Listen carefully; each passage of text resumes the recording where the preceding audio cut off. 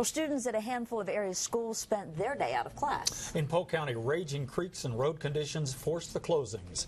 News Channel 9's John Madewell joins us now back from there. John, how bad was it?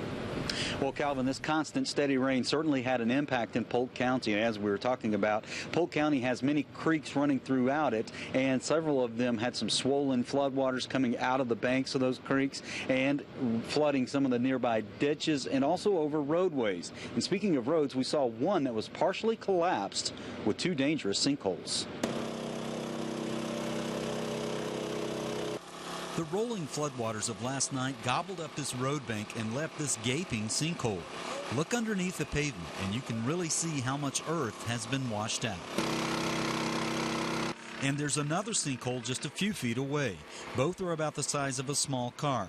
That kind of danger, hidden in the early morning hours, made the decision to close schools clear-cut. We just want to be safe, you know.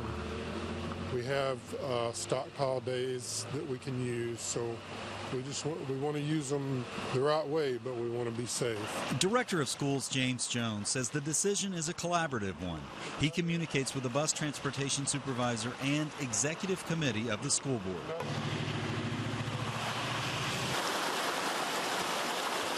By noon, water still washed over Highway 30 near Reliance. Last night, it was much worse. Tracy Morgan knows. She drove through it. She also has a child in the school system and agrees with the decision to close. Not so much because last night when I was driving home at 30, there was like a big thing of water come down on the Jeep.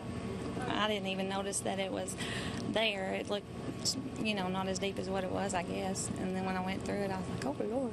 Morris Creek in Old Fort was also about a foot over this road last night. That's the danger school systems like Polk consider, especially when it's not fully visible. We worry more realistically about not being able to see the road, to stay in the road's boundaries, and maybe getting a wheel in a ditch and even turning over a bus. Now, Jones went on to say that they have a policy that speaks to that problem. If a bus driver can't see a road, the bus is not supposed to cross over that portion of the road. And they have already made a decision for tomorrow. School is canceled in Polk County. Reporting live from just outside the studio, I'm John Madewell, News Channel 9. Okay, thanks, John.